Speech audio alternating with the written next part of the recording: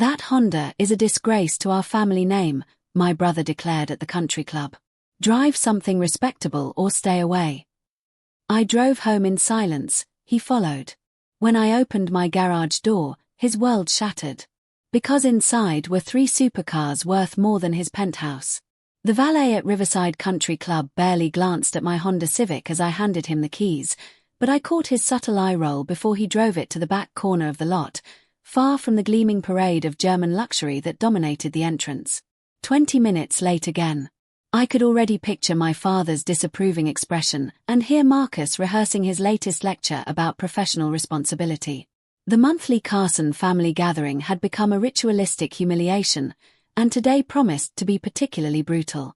Through the floor-to-ceiling windows of the club's main dining room, I could see them already seated at our usual table.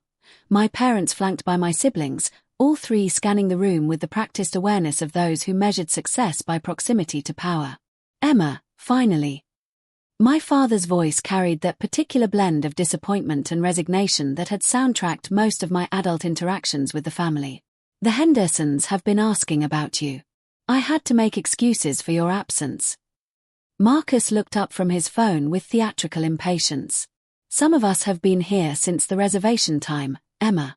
Some of us understand that punctuality is a basic sign of respect." I slid into the empty chair across from my sister Victoria, who appraised my simple black dress and cardigan with the same expression she might reserve for a clearance rack at a discount store. "Still shopping at Target, I see," she murmured, smoothing her designer silk blouse. "You know, professional image consulting could really help you understand how to dress for success." The interrogation began before the appetizers arrived. How was work? Was I still doing computer stuff for underprivileged children? Had I given any thought to transitioning into a real career? The questions came with the relentless precision of a prosecutorial cross-examination, each one designed to highlight the vast gulf between their achievements and my apparent lack thereof. Marcus leaned forward, his law firm partner confidence radiating across the table. "Emma, I've been thinking about your situation. Henderson Morrison is expanding our corporate training division. I could probably get you an interview for a technology consulting position. The starting salary would be at least $60,000, almost double what you're making now. I appreciate the offer, but nothing." Victoria's voice cut through my response. "Do you realize what people think when they hear you work for a non-profit? They assume you couldn't make it in the real world. They assume you're surviving on grants and charity donations." My mother reached across the table with practiced maternal concern. "Sweetheart, we're not criticizing your heart for helping people. We're worried about your future. You're 31 years old with no retirement savings, no investment portfolio, no assets. What happens when you're too old to do volunteer work?" Around us, the country club hummed with the conversations of the city's elite. 3 tables over, the mayor was discussing municipal development contracts. Behind us, the Pattersons were planning their expansion into cosmetic surgery. Near the windows, the Williams family was celebrating their latest real estate acquisition, a downtown office building that would anchor their growing commercial empire. "Look around this room, Emma," my father said quietly. "Every family here has built something substantial. Every person here has achieved measurable success. We're trying to help you understand that good intentions aren't enough in the real world." That was when Mrs. Henderson approached our table, her politician's wife smile perfectly calibrated for maximum social effectiveness. The subsequent introductions followed a predictable script: effusive praise for Marcus's recent promotion to senior partner, enthusiastic compliments about Victoria's boutique expansion, and then the inevitable turn toward me. "And Emma, your parents are always so proud of your work. What field are you in?" The table fell silent. I could feel the collective tension of my family waiting to see how I would explain my career to someone who mattered in their world. "I work in educational technology," I said simply. "How wonderful. Community colleges are so important for workforce development." After Mrs. Henderson returned to her table, my family exchanged looks of shared mortification. "Do you see the problem?" Victoria whispered urgently. "When successful people ask about your career, you sound like you're apologizing for your life choices." The final confrontation erupted in the parking lot as we prepared to leave. Marcus had been building toward this moment all evening, and his frustration finally exploded as we stood among the BMWs and Mercedes that reflected the true measure of success in their world. "That Honda is embarrassing our entire family," he declared, his voice carrying across the lot with enough volume to turn heads. "Look around, Emma. Look at what everyone else drives. Do you understand that people judge our entire family based on appearances? Get a real car or don't come around anymore." I looked down at my keys, then back at the 7-year-old Civic that had served me faithfully through countless miles and never failed to start. "The car runs fine, Marcus. That's not the point." His face flushed red with genuine anger. "You're 31 years old, living in a starter house, driving a car that makes you look like a college student. When are you going to grow up and start building something impressive?" The drive home took 15 minutes, and Marcus's red Porsche followed close behind me the entire way, its aggressive headlights filling my rearview mirror like an accusation. He had clearly decided our conversation needed a dramatic conclusion, probably planning to deliver one final lecture about responsibility and realistic expectations. Millbrook was exactly the kind of middle-class neighborhood that successful people moved away from as quickly as possible. The houses were modest but well-maintained, with small yards and single-car garages that spoke of careful budgeting rather than unlimited resources. My own house, a simple 2-story colonial with white siding and blue shutters, looked like every other house on the block. Nothing impressive, nothing that would command respect at country club gatherings. Marcus parked behind me in the driveway and approached with the determined stride of someone who had spent the entire drive preparing his arguments. "Emma, we need to finish this conversation. You can't keep living like this. You can't keep pretending that good intentions are sufficient for adult success." I looked at my brother, who had spent the entire evening lecturing me about appearances and status symbols, who was so concerned about what other people thought that he couldn't see past his own assumptions. "Marcus, since you're so concerned about cars, would you like to see my collection?" He snorted with derision. "Your collection? What, do you have 2 Hondas hidden somewhere?" I walked to my garage and pressed the button on my key fob. The large door began to rise slowly, revealing the contents that I had kept private for years. Inside the spacious 3-car garage sat a midnight blue Lamborghini Huracan EVO, a silver Aston Martin DB11, and a black Ferrari 488 GTB. The combined value was approximately $750,000. Marcus stood frozen in my driveway, his mouth hanging open, his carefully prepared lecture forgotten. The silence stretched between us like a chasm, filled only by the quiet hum of the garage door motor settling into position. "What, how, where did you get these?" he finally managed. "I bought them," I said calmly, walking over to run my hand along the Ferrari's sleek carbon fiber surface. "With money I earned." "But you work at a non-profit making $35,000 a year." I pulled out my phone and opened the application I had been working on during every family gathering for the past 8 years, the one they had all dismissed as me playing with technology. "Marcus, you're absolutely right that I work with underprivileged children. What you don't know is that I don't work for a non-profit organization. I own several of them." The screen displayed the dashboard for Digital Learning Dynamics, my educational software company. Real-time metrics showed 1.3 million active users across our learning platforms, daily revenue of approximately $290,000, and contracts with 1,247 school districts nationwide. "Our annual revenue last year was $67.3 million, I continued, watching my brother's face drain of color. "Net profit was $31.8 million.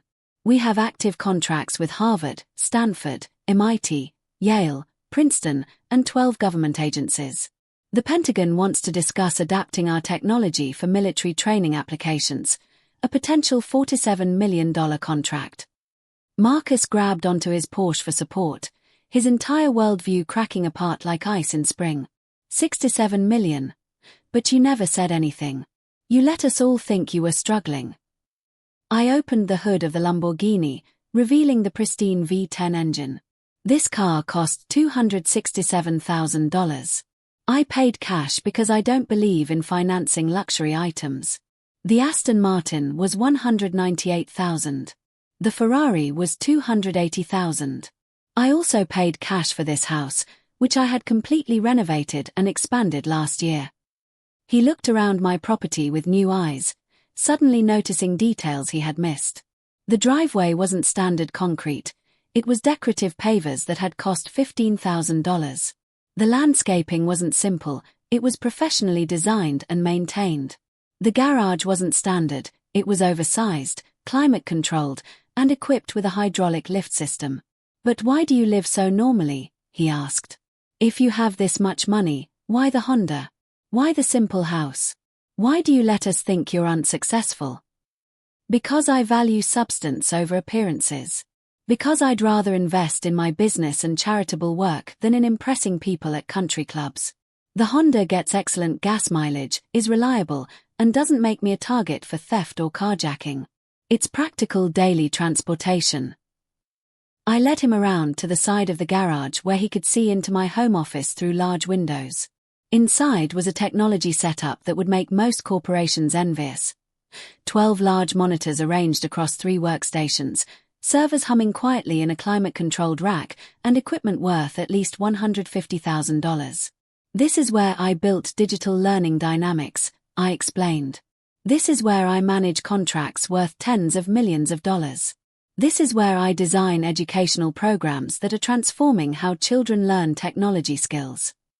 My phone rang, interrupting our conversation. The caller ID showed Dr. Sarah Chen from Harvard University. "Excuse me, I need to take this." "Emma, excellent news." Dr. Chen's voice carried clearly in the quiet evening air. "The university board has approved your proposal. Harvard will be implementing digital learning dynamics across all our computer science and education programs starting next semester. Contract value is $12.7 million over 4 years." After I hung up, Marcus was staring at me like I was a complete stranger. "Harvard University. You just signed a $12 million contract with Harvard." "One of many. We also have active contracts with most of the Ivy League schools, plus major state universities and community colleges.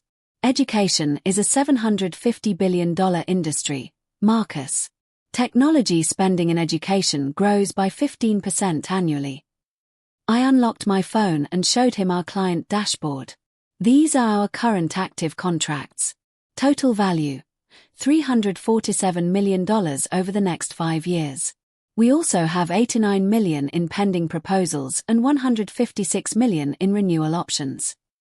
Marcus sat down heavily on my decorative stone retaining wall. $347 million in confirmed contracts. "Emma, how long have you been doing this?" "I started digital learning dynamics 9 years ago, the summer after I graduated from MIT. "MIT? You went to MIT?" "Full academic scholarship plus a research fellowship.